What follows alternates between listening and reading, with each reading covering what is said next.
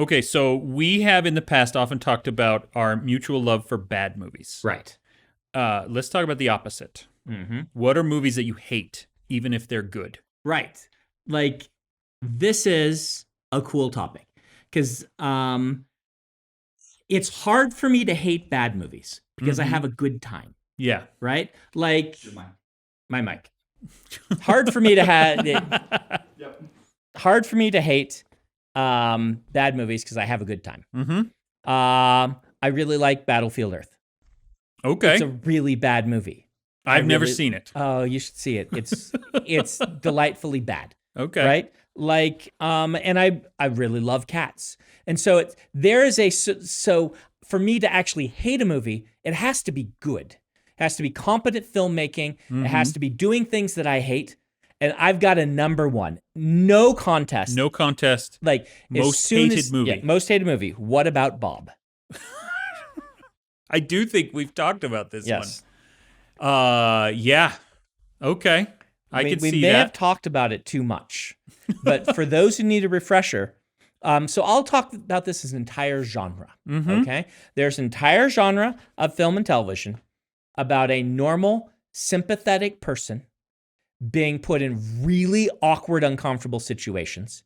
And either half of the movies, they just keep doing that, and he kind of just gets more and more lovable, but it's okay. And half of them, he goes absolutely bonkers and can't stand it, right? It's like if Squidward were the protagonist of a show. And What About Bob is like the worst version of this ever for me. Yeah. The story about this absolute just terrible person who comes in and disrupts a man's normal life and takes it over to the point that he's ejected. A good person's life, too. Yes. It's not like we get the schadenfreude of watching this horrible person get their comeuppance. No, it's a very good person who's trying to help people. Yeah. Now, a corollary to this, or a companion to this, I should say, is one of the first genre, where someone remains lovable. Dan in Real Life is a Steve Carell film. I haven't seen that one. That my wife and her family just adore. And it's about Steve Carell, like, as a nice guy getting put in super awkward situations over and over again. And it's, like, uncomfortable. And that's the humor. For the same reason, I have never really gotten into some of the, like, Arrested Development type stuff. Because that sort of humor just, I empathize with the person in the awkward situation. It works better in Arrested Development because they aren't good people. Yeah, right? and that's one of the things. I love Arrested Development. I hate The Office. Right. I know that's a controversial thing to hate, but it's that kind of discomfort humor does not work for me. I don't find it funny. I don't find it relatable. Whereas something like Arrested Development does work, in part because they're all awful and I get to watch them fail at stuff. I don't know. Okay. But yeah, I also hate What About Bob. I wouldn't put it as like a most hated movie, but it's definitely one where I do not understand anyone who likes it. My single most hated movie. My single most hated piece of media. We can expand this to all media because I have a book to mention as well. A book? Yeah. Do you have a most hated piece of media? Oh man. See, here's the thing: is when we proposed this topic and then we got on our phones to try to come up with lists. I have said for the last couple of years that Marvel Eternals is the worst movie I've ever seen. Okay. And then I recently saw one that's worse, and I cannot remember what it is. My brain is it a superhero film? I don't even remember. My brain's wiped it out so that it's saving me from it. But if it's worse than that, it's probably fun. It's probably fun bad. Maybe, except have you seen Eternals? Because it is not fun. It's not fun? It's just bad. I find fun in some things that people find just bad, but you and I have similar taste in that kind of movie, so. Yeah, I can absolutely get on board with watching something that's so bad it's good. I really am excited to watch Madam Web, hoping that it's in that category. I've heard that it is. Yeah. I've heard that it is. So hopefully, like, they haven't really let us down, right? Like, the Venom and Morbius, like, Venom, it's almost a real movie. Unironically love. You can, the bad parts about it are funny bad, and the good parts about it are genuinely good. Right? And so Venom is like the best of both worlds. Yeah. Well, it gets to be campy and awesome at the same time. Yeah. It's kind of an alchemical movie. Whereas Marvel Eternals is long and self-absorbed and just boring. It's so boring. For me, that is the worst thing a movie can be, is boring. If it's bad in an interesting way, I will love it. If it's just nothing happens and I don't care enough to hate it, I will hate it. My number 2 is exactly that. Oh, what is it? Have we talked at length about Fantastic Beasts? I don't think so. I haven't seen any of them, actually. Okay. So, Fantastic Beast 1, because I didn't watch the second one, is terrible. In spite of everything that should make it great. It's not like the cast is bad, right? Like this most hated, right? When I say terrible, like objectively, Cats is a worse movie. Yeah. Objectively, The Room is a worse movie.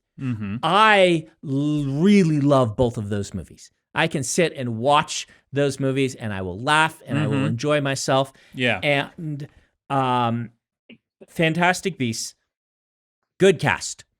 And they like well-made film with just, it's boring. It takes the magic out of Harry Potter somehow. And it reduces this whimsical tale about magic and monsters to attempt to be a police procedural kind of, gothic detective story in New York, but with very little fantasy, very little to latch onto, and a neurodivergent lead who is played very well, who has no place being in the story that they're trying to put him in. And he acts it really solidly, but the whole time he's like, well, I'm not really part of this movie. It's basically what everything he's saying is. And it's trying to be Lord of the Rings, epic and self-important. It's like J.K. Rowling got tired of people having fun with her books. Yeah. And she decided, you know what the wizarding world needs? Less fun. Less fun. Let's go to Gothic New York with dreary architecture. And I mean, I like Art Deco, right? But such a bad match. Oh, he's going to say something. Can you say something? I came up with this idea. He did. Oliver pitched this to us. Yeah, movies that we hate. Yep. He is, by the way, decided he needs some money for. What is it you need the money for, Oliver?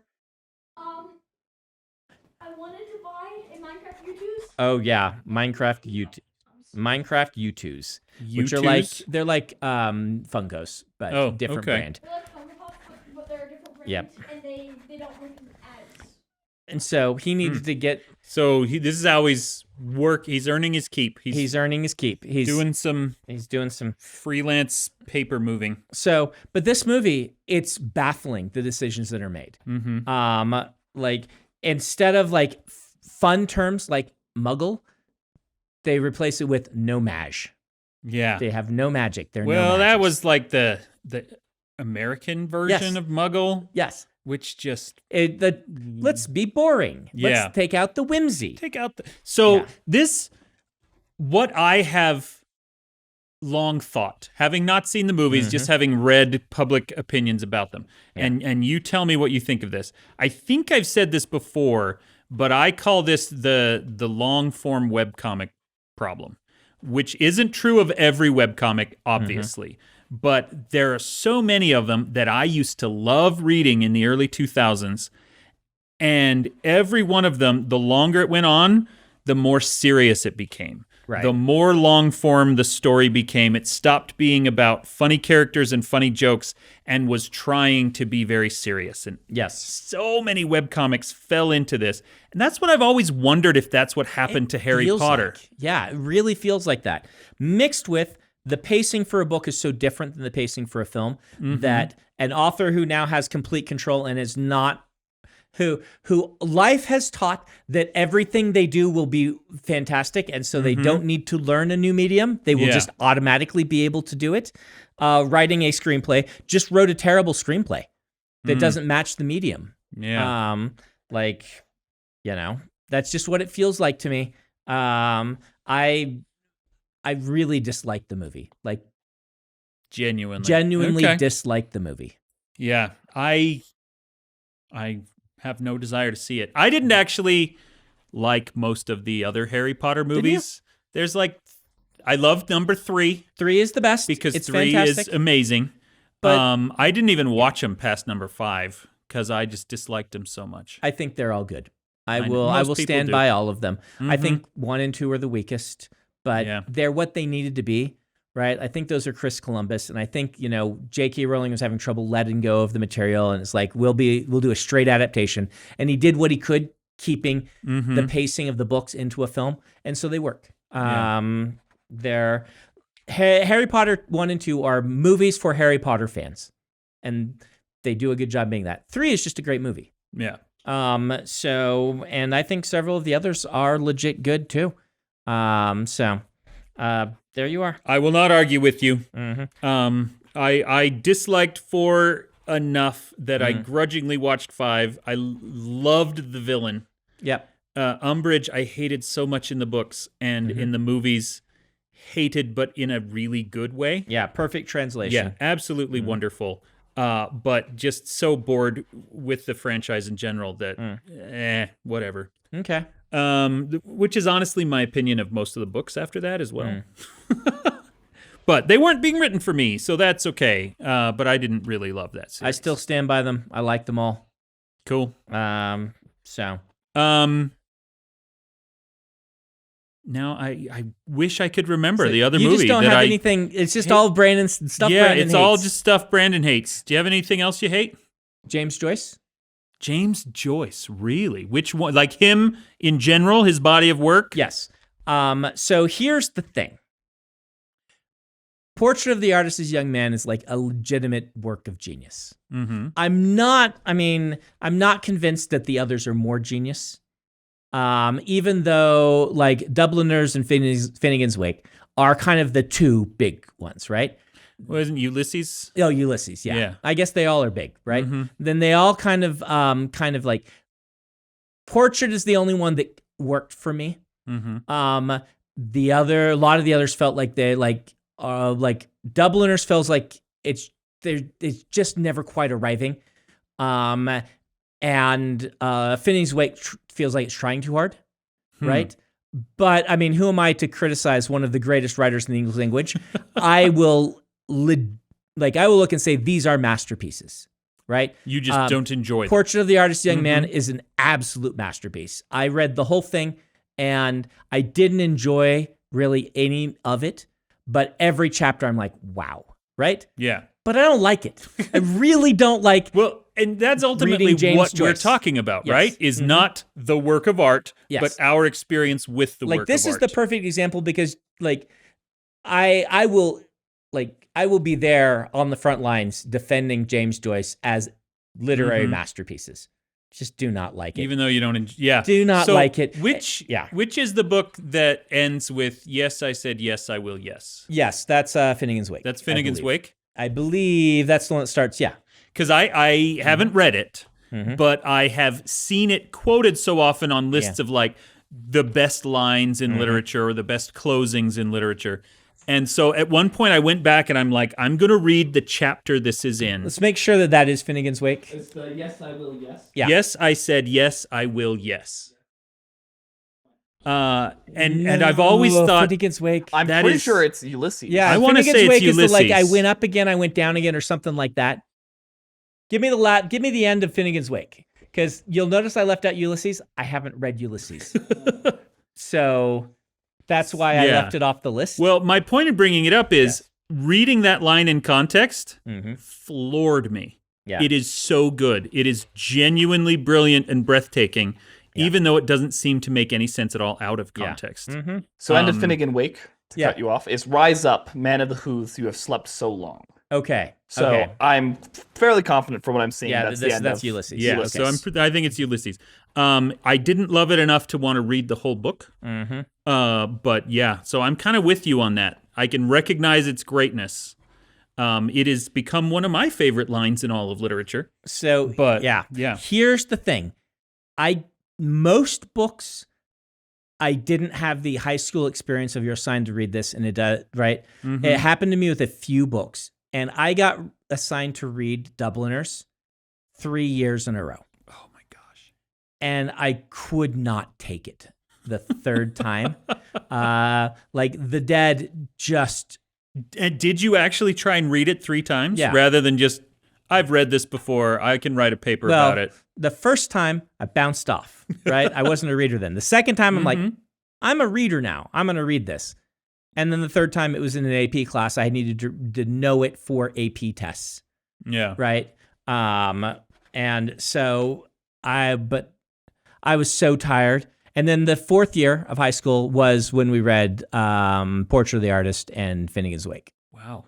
So You had a really James Joyce focused curriculum. I in don't your know high why school. it was. It was that and Ray Bradbury, which wonderful. Yeah. Ray Bradbury, but I read Ray Bradbury. Was that Dandelion Wine? We read Dandelion Wine. We read selections from R's for Rocket, and we read Martian Chronicles. 3 different semesters or years. Okay. So That's cool. like, yeah. Fire and Ice or Ice and Fire, Frost and Fire.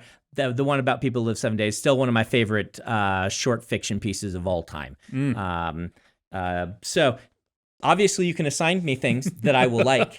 Yeah. But something about James Joyce and The Dead in specific, because I'll admit the third year it was only The Dead. The Dead. It wasn't the actual all Dubliners. That Well, we I were think, assigned. I can't remember if it was on the show or not, but you've told me in the past that part of disliking The Dead was you were disappointed it wasn't about zombies. That's a joke, but yeah.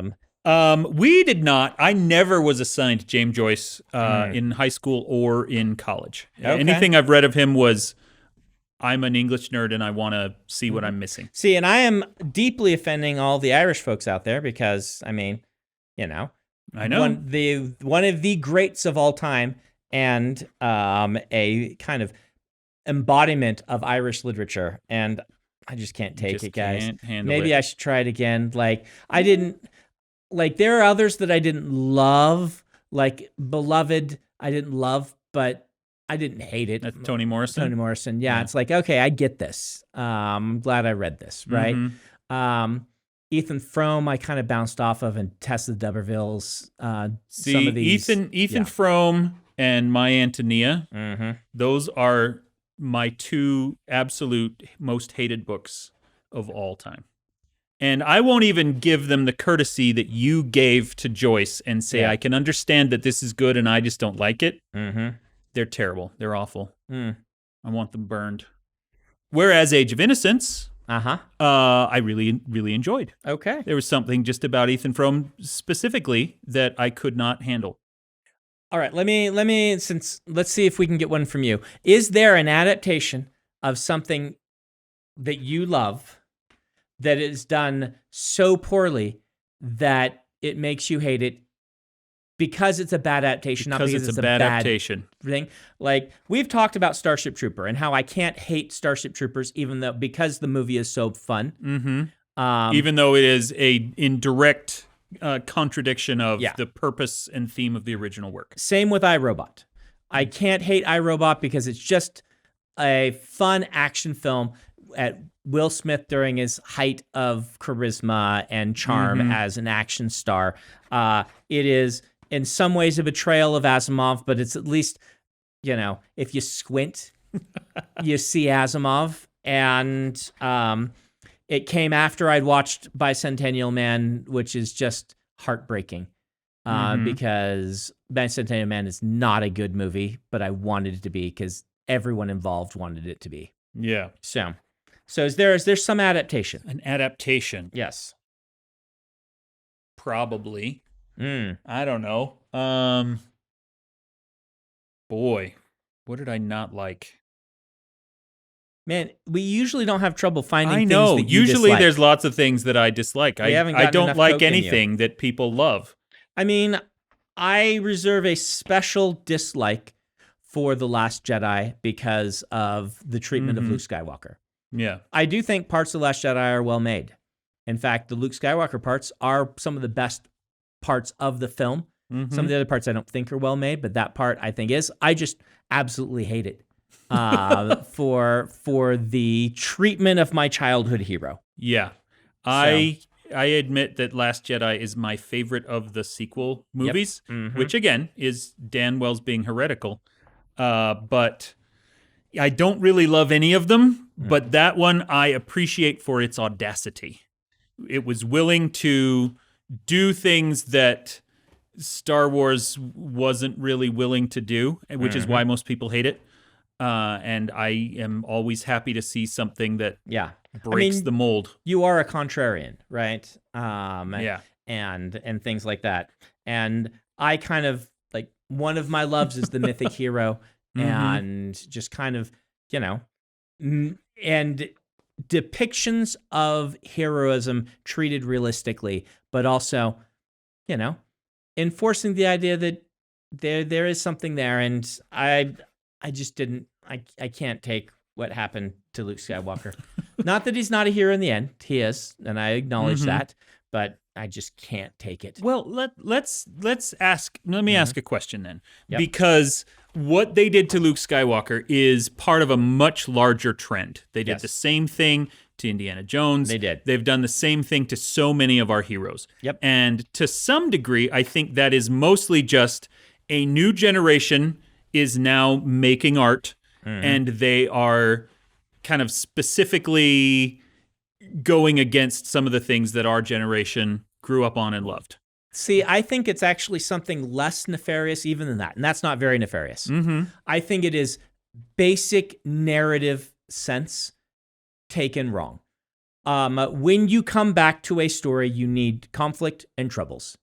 Most of these stories, they are trying to, number one, give a powerful character arc as a last hurrah for a character. They are trying to also set up a replacement character so the franchise can continue. They want to explain what's happened in the time between easily and quickly without distracting you by it. You put those three things together, and you end up with Indiana Jones, the washed-up alcoholic, exaggeration, but you know, who can't do anything right because that's a stronger character arc to start there and end there. And we have all loved the movie where it starts off and you find the washed-up old hero. It's a classic trope, and then they become a hero again. And those movies, when we didn't know that washed-up hero, all we know them as the washed-up part, they work. They work really well. And so it's just going to this, they're not trying to, you know, undermine our heroes. They're not trying to throw them away. They're not trying to treat them with disrespect. They're relying on storytelling conventions that are leading them wrong because they are ignoring the emotional and mythological impact those powerful characters have had. We do not want to, you know, come back and find these people have actually not accomplished anything, that they weren't ever heroes before, but now they'll become one. This doesn't work. It just completely breaks what's come before. It's the Newt principle, which I've talked about too many times on this. And so, but I think it's just storytelling, like good principles of storytelling applied to the wrong stories. I'm not sure that I agree. Okay. Yeah. Because I can see that. The thing that I keep looking at in my own mind here is I don't think that it is purely coincidental that this type of misreading of storytelling is all happening right now. People have been telling these kinds of stories for a long time. Yeah. I think there has to be some underlying psychology of we can't trust our fathers anymore. We can't trust our leaders. We have to make our own way. That feels too much. Maybe this is too navel-gazing of a sociological reading of modern media. But for that kind of thing to suddenly become popular, On the other hand, Yep. we are in a very nostalgia-driven period of art in a way that we haven't seen in the past, right? And so, like when they did, I don't know, this is a terrible example, but when they started doing older superheroes like the Shadow and the Phantom and stuff, they didn't see the need to show them as washed up when they brought them back. Whereas today, it happens to most of our heroes. Like, yeah, they screwed up, but that's okay because the new generation can fix things. I can't not see that from a sociological angle. I mean, I would agree with that argument. It is persuasive. And so there does seem to maybe be something there. But man, it leaves us missing out, right? Mhm. Like, it leaves us, like, our generation is the Latchkey Generation. Our generation is the generation that grew up with film heroes on a different level. We were the blockbuster generation. Yeah. And so to see so many of these be like, yeah, you know what? Didn't work out for them. Sorry, bud. Is really demoralizing. Yeah. It's like saying, no, you could never succeed. You could never, there are no heroes. Yeah. Yeah, it's just... Well, and, one of the examples that comes to mind is the modern Ghostbusters stuff. The Ghostbuster reboot with Kristen Wiig and everything. Oh, we got to show this. Oh, we got to show this. It's not finished yet. Can we get it? Here, aim it at that camera there. How? Donald, can you grab it and show it to the camera? Yes. This is what he's doing as we... It is not finished yet. Keep that in mind. Not finished yet. That's the sign of a true artist. Yes. Telling people it's not finished yet. You have to go to the microphone, though, Ollie. It's like Doomslug, but it's wearing Doomslug's glasses. There you go. So it's like cuddle without caution. Like with the shirt. Yeah, the shirt says "cuddle with caution" on it. So nice, because boom slugs explode. So nice, Ollie. Yeah, very good. Thank you for showing us that. What was I? Ghostbusters. Yeah. So Ghostbusters, not the Kristen Wiig one, but the one with the kids in it. They did the same thing. The Ghostbusters are washed up. Dan Aykroyd is in like one scene of it as, oh yeah, I remember we used to be this big deal, but now we've failed. And that movie doesn't have a character arc. It's not about we need to start in a position of sadness so that we can redeem him. He never comes back at all. Yep. They're doing the same thing of basically, yeah, those guys failed, but the new young blood is gonna make this work. There is. I haven't seen these. There is some wiggle room you get depending on the type of story. Right? Luke Skywalker's story is about him coming to learn to see the good in everyone. Yeah. To being the only person who refuses to back down from his father still having good in him and saves the galaxy through sheer force of goodwill. Of kindness and seeing the best in others. Yes. That is Luke Skywalker, right? That is his nature. The Ghostbusters are a group of a cynic, a scientist who pays no attention to any of the ramifications of what he's doing, a nut job, and a guy who's there for a paycheck. Yeah. Right? They are extremely working class. Yes. Reaction against the hero formula. Yes. Them being washed up at the end, I take better, right? Granted, 100%, and I think that's the reason that this is not the movie that's getting complained about, because nobody had placed, Dan Aykroyd's Ghostbuster on a pedestal as a hero of their childhood. Yep. But I do think it's part of evidence of this same broader movement of washed up old heroes. I don't know. But anyway, we were talking about movies we hate. Yep. All right, we got just a few minutes left. Do you have anything left on your list? There's so many things. Hobbit movies. Oh, Hated? nah. I really liked bits of them. Okay.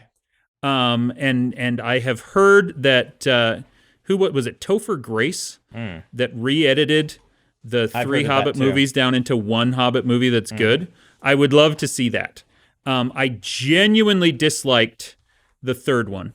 I think it's legit bad. Is Whereas- widely considered the worst of them. Yeah. And I only lasted through the first.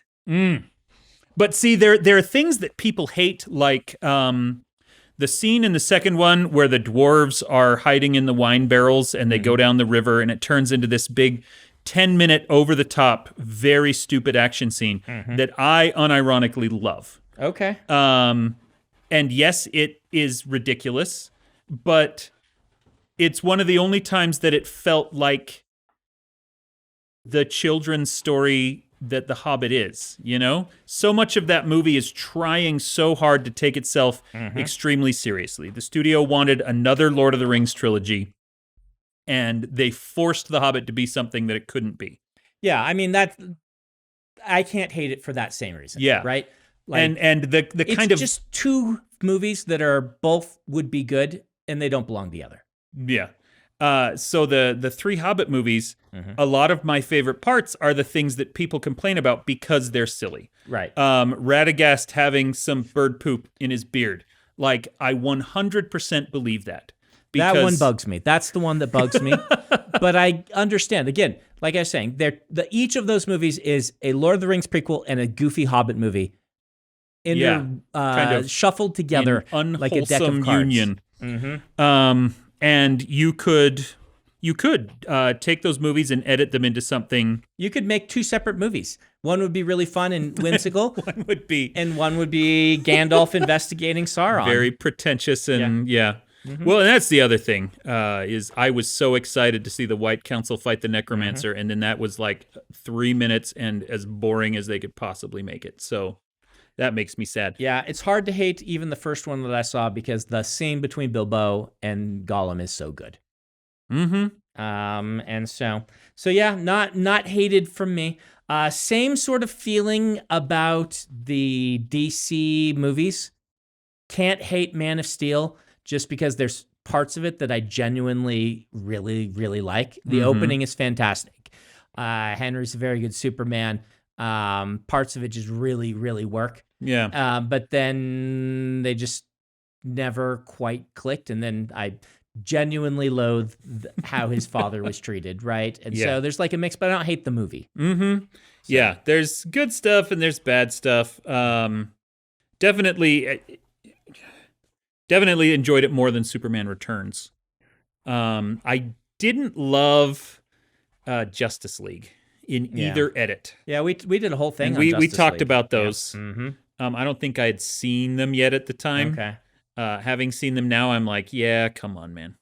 They're both two very different movies. And I don't know which one I like more or less, but I think my conclusion that was I picked the Snyder Cut because, hey, he's got a vision. He made his thing. Good for you, Snyder fans. Yeah. Though, are we ever going to suffer through his Netflix show? Oh my gosh. Rebel Moon. Yeah. How much unnecessary slow-mo and characters with no arcs going into visually stunning action scenes can we take? That's my question. Well, I mean, I couldn't handle Alita Battle Angel, and Rebel Moon seems like it's going to hit a lot of the same notes for me. But in completely different ways. They're not remotely comparable from what I've read, but yes, very different directors doing it. But they do both have distinct visual styles. So anyway, next time maybe you'll do your homework. Next time, I gave him plenty of time. He just had trouble coming up with things The thing to is, there's so many things that I hate. Why can I not think of anything right now that I hate? Sorry. What about Ben? I love Ben.